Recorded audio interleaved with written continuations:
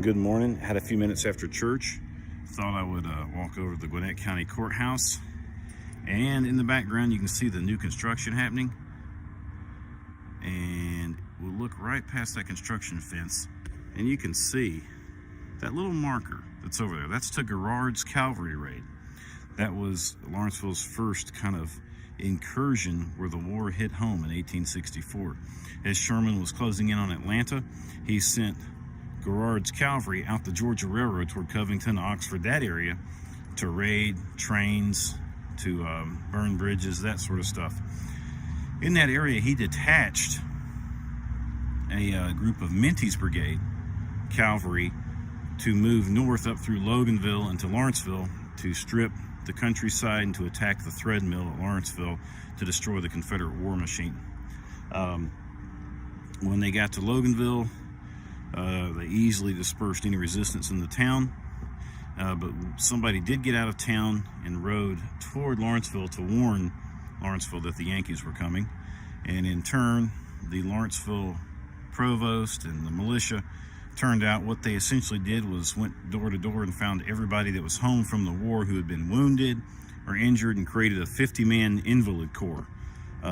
They marched south of Lawrenceville and made their way down to around McConnell School.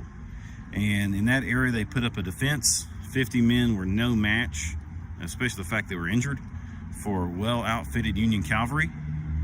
And so there was a defeat. They captured around 8 to 16 of those Confederate defenders and made their way on up to the town of Lawrenceville. The warning that had spread before made it so that most of the mules and the livestock and things like that were hidden. And when they got here, the thread mill that they were going to destroy had burned by fire not all that long before. So there was really nothing else. Captain Heber Thompson of the 7th Pennsylvania Cavalry actually left us some records in his diary of the war, and he pointed out that unlike Covington or Oxford, that here Union soldiers acted very well, very kind, treated the local populace well, and then they moved southwest of town and camped on the banks of the Yellow River before moving back toward Atlanta to rejoin the rest of Garrard's division as they made their way, Garrard going back across Trickham's Crossroad to get his way there. So there's your little Gwinnett history tidbit for the day.